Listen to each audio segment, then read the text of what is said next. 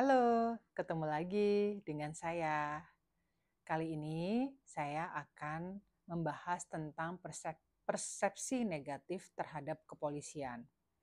Ini pastinya dari latar belakang pendidikan saya di bidang hukum, kemudian psikologi, dan juga pasca sarjana saya di bidang komunikasi. Bagaimana melawan persepsi negatif terhadap kepolisian? Memang benar, melawan perspektif negatif terhadap kepolisian itu bukanlah hal yang mudah. Tapi bukan berarti tidak mungkin. Ada banyak langkah yang bisa kita ambil, baik sebagai individu maupun secara kolektif untuk membangun kembali kepercayaan dan hubungan yang lebih baik antara masyarakat dan polisi. Berikut beberapa ide yang akan saya sampaikan. Yang pertama, meningkatkan transparansi dan akuntabilitas. Publikasikan data, mendorong polisi untuk mempublikasikan data tentang tindakan mereka seperti jumlah penangkapan, penggunaan kekuatan, dan keluhan yang diterima. Hal ini membantu masyarakat untuk dapat menilai kinerja polisi dan melihat apakah ada pola yang mengkhawatirkan. Kemudian mekanisme pengawasan, meningkatkan mekanisme pengawasan independen terhadap polisi seperti Komisi Pengawas Polisi untuk memastikan bahwa polisi bertanggung jawab atas tindakan mereka. Kemudian ada kejelasan mengenai prosedur, mempromosikan kejelasan prosedur dan pedoman dalam penanganan kasus, sehingga masyarakat dapat memahami bagaimana polisi bekerja dan bagaimana mereka dapat mengajukan keluhan jika merasa diberlakukan tidak adil. Yang kedua, meningkatkan dialog dan komunikasi, seperti adanya program interaksi.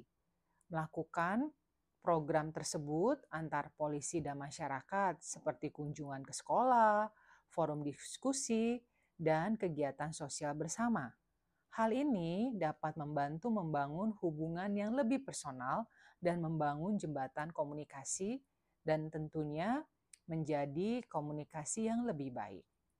Media massa juga dapat didorong untuk menampilkan berita tentang polisi secara lebih seimbang dan objektif, bukan hanya fokus pada kasus-kasus yang bersifat negatif.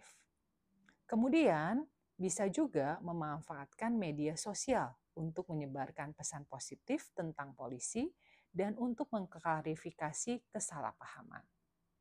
Yang ketiga, membangun kepercayaan melalui tindakan, seperti mendorong polisi untuk bersikap profesional, sopan, dan menghormati hak-hak warga masyarakat.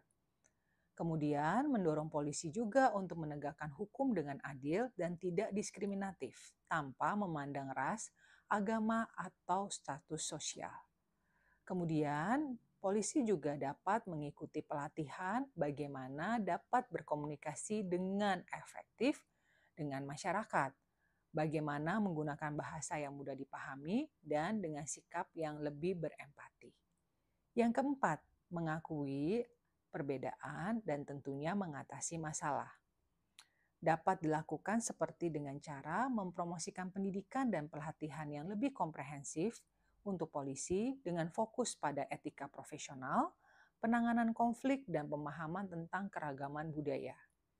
Mendorong juga reformasi dalam sistem yang ada di lembaga kepolisian, seperti mengubah budaya organisasi, memperbaiki sistem rekrutmen, dan meningkatkan standar profesionalitas.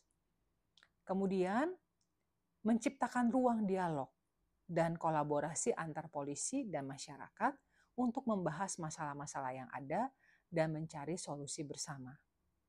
Perlu diingat, perubahan tidak terjadi dalam semalam. Membangun kembali kepercayaan membutuhkan usaha dan komitmen dari semua pihak. Kita semua memiliki peran untuk menciptakan polisi yang lebih profesional, lebih bertanggung jawab, dan lebih terpercaya.